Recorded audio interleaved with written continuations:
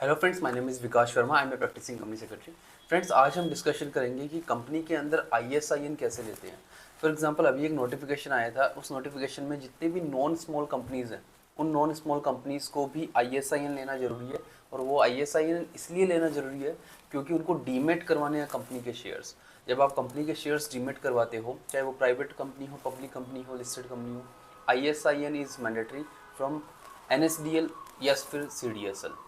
तो फ्रेंड्स, यहाँ पे हम डिस्कशन करेंगे कि NSDL को क्या रिक्वायरमेंट्स है, किस तरह के डॉक्यूमेंट्स की रिक्वायरमेंट है, क्या क्या वहाँ पे सबमिट करना होता है, कितनी फ़ीस आपको पे करनी होती है। तो अभी हम जनरल डिस्कशन करेंगे सिर्फ एक प्राइवेट कंपनी की, जिसके ऊपर अभी ये जो नोटिफिकेशन आया है, जिसके शेयर्स आपको डीमेट करवाने हैं, वो नोटिफिकेशन उस कंपनी पे अगर एप्लीकेबल है, प्राइवेट कंपनी पे, तो आपको कैसे करना है एंड NSDL के अंदर क्या क्या डॉक्यूमेंट्स आपको सबमिट करना है, कितनी आपको फ़ीस पे करनी है, उसके ऊपर हम डिस्कशन करेंगे।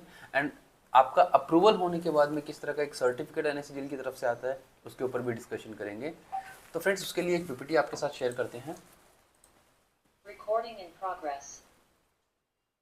फ्रेंड्स, यहाँ पे आप देखिए कि ये जो NSDL की तरफ से एक लेटर आया है, उस लेटर के अंदर सक्सेसफुली जब NSDL की तरफ से आपको ISIN अलॉट होता है, तो आपको इस तरह का लेटर मिलता है जिसमें लिखा हुआ होता है activation of ISIN equity shares.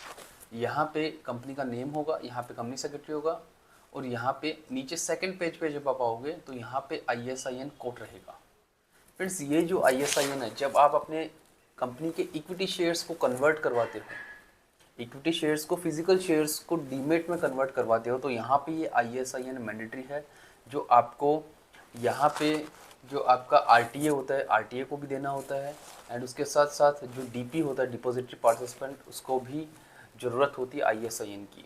इस ISIN के बिना आप फिजिकल शेयर्स को डीमेट नहीं करवा सकते। तो सबसे पहले आपको NSDL के अंदर आपको अगर ISIN लेना है, तो आपको सबसे पहले कुछ डॉक्यूमेंट सबमिट करना होगा। और NSDL की एक फ़ीस है, आई थिंक जो कंपनी नॉर्मल कंपनी है जिसकी 4 करोड़ की पेड अप कैपिटल है या 2 इक्विटी शेयर होल्डर्स है, वहाँ पे हमने जो कोटेशन रिसीव किया NSDL की तरफ से, वो लगभग 36 से 40,000 के बीच में था, रेंज करता है।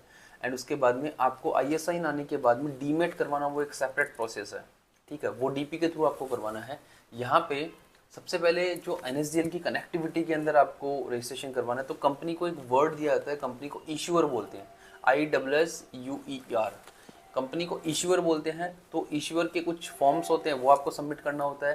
एंड फ्रेंड्स, यहाँ पे ध्यान रखना है, NSDL को जो डॉक्यूमेंट्स आप सबमिट कर रहे हो, उन सब पे DSC लगाना जरूरी है। फिजिकल साइन तो होते ही हैं डॉक्यूमेंट्स पे, वहाँ पे डिजिटल सिग्नेचर भी लगाना जरूरी है। तो सबसे पहले application for admission is issuer of securities, यहाँ पे ये फॉर्म आपको ड्राफ्ट्स ऑलरेडी मिल जाते हैं अगर जिन RTA के साथ आप काम कर रहे हो, ठीक है, वो RTA भी आपको ड्राफ्ट्स प्रोवाइड करवा देते हैं। बट जनरली आप मान के चलिए कि एडमिशन के लिए एक फॉर्म होता है, एप्लीकेशन होता है, वो आपको फिल करना है, जिसको पार्ट 1 एंड पार्ट 2 दो फॉर्म्स होते हैं। यहाँ पे आपकी जो सिक्योरिटीज़ है, इक्विटी शेयर्स, उन सब की डिटेल्ड में इंफॉर्मेशन आती है। उसके बाद board resolution is also mandatory. यहाँ पे बोर्ड रेजोल्यूशन में स्पेसिमेन सिग्नेचर भी मैंशनड होता है। उसके साथ साथ certified copy for appointment of RTA and authorise signatory, यहाँ पे डायरेक्टर का साइन होगा और ये कंपनी के लेटर हेड पे होगा।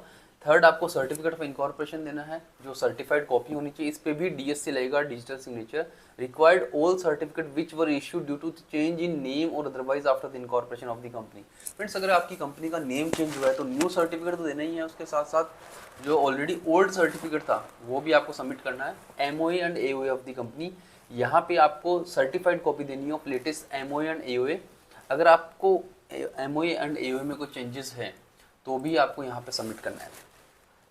फ्रेंड्स, उसके बाद financial statement and annual report, जो ऑलरेडी हर कंपनी की आपके पास होती है, जैसे फॉर एग्जांपल एनुअल रिपोर्ट के अंदर MGT 7 आपको सबमिट करना है। AOC 4 से आप बैलेंस शीट एंड P&L ये एक्सट्रैक्ट भी कर सकते हो लेटेस्ट फाइनेंशियल ईयर का।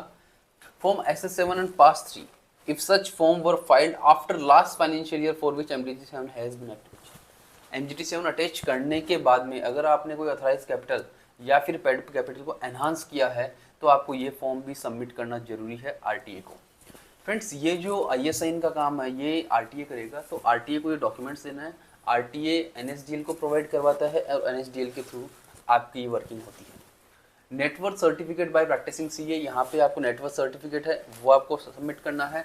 should be prepared on basis of latest audited financial statement for which MGT7 has been attached. यहाँ पे एक अंडरटेकिंग होगा, required only in case of private company. यहाँ पे अंडरटेकिंग का फॉर्मेट आपको मिल जाएगा, pan, ten and GST certificate. यहाँ पे अगर पैन कार्ड कंपनी का, टेन कार्ड, जीएसटी सर्टिफिकेट, ये सब चीज़ें हैं, जीएसटी भी, तो आपको यहाँ पे अटैच करना है और इन पे डीएससी लगाना आप मत भूलना। Merger order and it's scheme if any, अगर ऐसा कुछ एप्लीकेबल है तो आपको देना है। ऑर्डर ऑफ डी लिस्टिंग आपको देना है। Copies of listing trading permission confirmation letter, यहाँ पे भी आपको सर्टिफाइड कॉपी देना है। उसके बाद copy of latest reconciliation of share capital audit report submitted. अच्छा, ये जो 13 पॉइंट है ये सिर्फ ऑलरेडी जो लिस्टेड कंपनी है एट प्रेजेंट उन्हीं को देना है, लेकिन अगर आप फ्रेश एनएसडीएल से आईएसआईएन ले रहे हो तो आपके ऊपर ये एग्जेम्प्टेड है ये 13 point. Payment to NSDL for connectivity, आपसे स्टार्टिंग में भी डिस्कशन हुआ था कि इसमें जनरली हमने जो कोटेशन रिसीव किया है वो 40,000 के आसपास था, 37, 38, 36,000 प्लस जीएसटी। यहाँ पे आपको एक सिक्योरिटी डिपॉजिट भी देनी होती है जो अनलिस्टेड कंपनीज पे एप्लीकेबल है, एंड उसके साथ साथ जो ACF बोलते हैं एनुअल कस्टोडियल फीस वगैरह, ये भी आपको पे करना है। ठीक है फ्रेंड्स, यहाँ पे सबसे जो मेन इंपॉर्टेंट एक ट्राई पार्टी एग्रीमेंट बनता है जिसमें all pages should be duly digitally signed by the authorised signatory, and यहाँ पे विटनेस का भी सिग्नेचर लगेगा। एंड ये जो ट्राई पार्टी एग्रीमेंट है ये आरटीए के बीच में होता है, एनएसडीएल के बीच में होता है, कंपनी के बीच में होता है, तो ये ट्राई पार्टी एग्रीमेंट भी मैंडेटरी है। फ्रेंड्स, ये जो भी डॉक्यूमेंट्स है ये सब डॉक्यूमेंट्स आपको रेडी करने हैं, बट यहाँ पे ये जो डॉक्यूमेंट्स है ये सिर्फ एनएसडीएल को प्रोवाइड करवाना है आईएसआईएन के लिए, लेकिन जब आईएसआईएन आपका आता है उसके बाद में आपको डीपी के थ्रू आपके जो फिजिकल शेयर्स है वो डीमेट रिक्वेस्ट करना होगा, एंड फिजिकल शेयर्स जितने भी है वो सब इक्विटी शेयर्स में कन्वर्ट करने के लिए जो गाइडलाइन है, जो डीआरएफ फॉर्म आपको फाइल करना है, डीमेट रिक्वेस्ट फॉर्म, वो भी आपको यहाँ पे अटैच करना मैंडेटरी है। अटैच मीन्स आपको जो डीपी की तरफ से जो गाइडलाइन मिलती है वो भी फॉलो करना ज़रूरी है। तो यहाँ पे एनएसडीएल से अगर आपको आईएसआईएन लेना है तो एनएसडीएल से अगर आपको आईएसआईएन लेना है तो आप आरटीए से कांटेक्ट कर सकते हो, और उसके साथ साथ आप एनएसडीएल में डायरेक्ट भी कांटेक्ट कर सकते हो। And Recording stopped.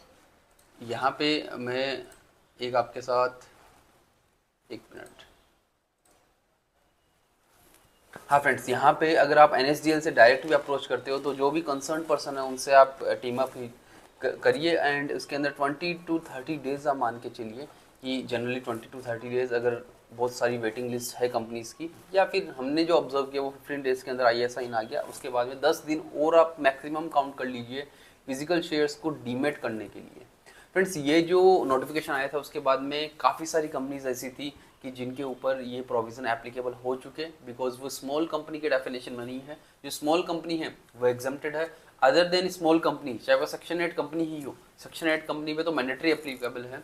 तो यहाँ पे ये जो प्रोविज़न है अभी एक नोटिफिकेशन आया था, आई थिंक जून उसकी लास्ट डेट है, उसके पहले आपको अगर आपकी नॉन स्मॉल कंपनी है तो उसको आईएसआईएन लेना है। आईएसआईएन लेने के बाद में फिजिकल शेयर्स को डीमेट कन्वर्ट करना है। उसी के बाद अगर आप कुछ राइट इशू करते हो, फर्दर इशू करते हो, बोनस इशू करते हो, प्राइवेट प्लेसमेंट करते हो उस कंपनी में, तो वो आपको डीमेट करवाने के बाद ही ये सब एक्टिविटीज़ आप कर सकते हो। फ्रेंड्स, जब आप आईएसआईएन ले लेते हो और जब फिजिकल शेयर्स डीमेट में कन्वर्ट हो जाते हैं उसके बाद में आपको कॉर्पोरेट एक्शन भी करवाना जरूरी है। अगर कंपनी में राइट इशू होता है, फॉर एग्जांपल डीमेट में कन्वर्ट हो गया, उसके बाद में कभी राइट इशू होता है, प्राइवेट इन्वेस्टमेंट होता है, बोनस इशू होता है, तो वहाँ पे आपको एनएसडीएल या फिर आरटीए के थ्रू आपको कॉर्पोरेट एक्शन करवाना जरूरी है, जिसके लिए आपको इशूअर लॉगिन भी करना है वेबसाइट पे, एंड कॉर्पोरेट एक्शन की डिटेल्स आपको फीड करनी है, और वहाँ पे भी स्टैम्प ड्यूटी की जो फीस है वो पे करनी है। उसके लिए एक सेपरेट वीडियो बनाएंगे, लेकिन एनएसडीएल में अगर आपको आईएसआईएन चाहिए तो आपको ये प्रोसेस फॉलो करना होगा। एंड इसके लिए कोई भी आपको प्रैक्टिकल हेल्प होती है तो आप मेरे को व्हाट्सएप कर सकते हो या मुझे कमेंट बॉक्स में पूछ सकते हो। Friends, thank you so much for watching this video.